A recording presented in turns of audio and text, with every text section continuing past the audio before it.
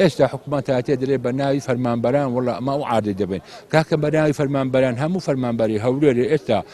کۆکێوە کە هەموو لە هەولێری بدەیە لێرە هەموو ناکە 6,000 دۆنم مەتری 200 مۆزەفی 200 مەتری تێ یاتو بە ناوی 7,000 دۆنم عردی دەبێ ئەخ ئەو 7,000 دۆنم عرد بە ناوی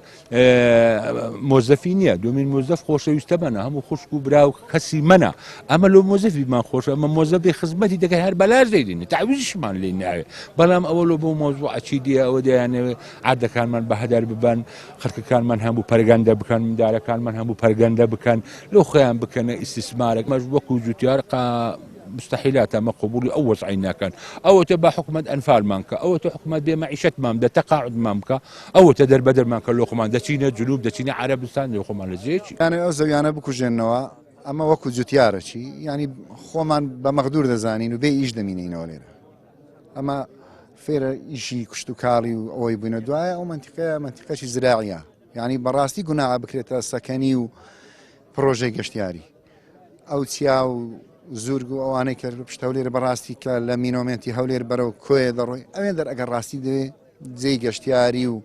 سەکەنیە بەس ئەو زەویە کشت و کاریانە سارێ بە هەزاران تەن گەنم و جۆی لێ بەرهەمدێ یعنی غەدرەکە پێم وایە بە کولی لێمان دەکرێت بەس ئیشاڵڵا هیوادارم جێبەجێ نەکرێتن و ئەو زەویانە دەیانەوێت بکەنە خانوبەرە و خانوبەرەی لێ دروستکەن و شوقی لێ بکەن و بینایی گەورە لێ بکەن ئێستاش کە دەیانێت ئەو خاکەی لەوچی خەڵککەنەوە بەڕاستی زەربەی گەورەیە هەم لە بۆ کوردستان هەم لە بۆ عێراق والداتمان کەمە بی فەلاعەتیمان کەمە دانەوێت لەمان کەمە بیتن ئێرە شنایی لێ دەکرێت گەنمجۆی لێ دەکرێت نۆچی لێ دەکرێت بیستانی دێمی لێ دەکرێت هەموو شتێکی لێ دەکرێت هەموو سەرکەوتووە پێشەو گرفتمان ئەوەیە حکوومەتی هەرێم دەوێ ئەو زەویانەی مەد لێمان وەرگری و تەوزیعکە بداتە مۆزەفان ئەوجا زۆتیارەکانی منتقەی بەڕانەتی هیچەکی پێڕازی نینە بەو بڕیارێ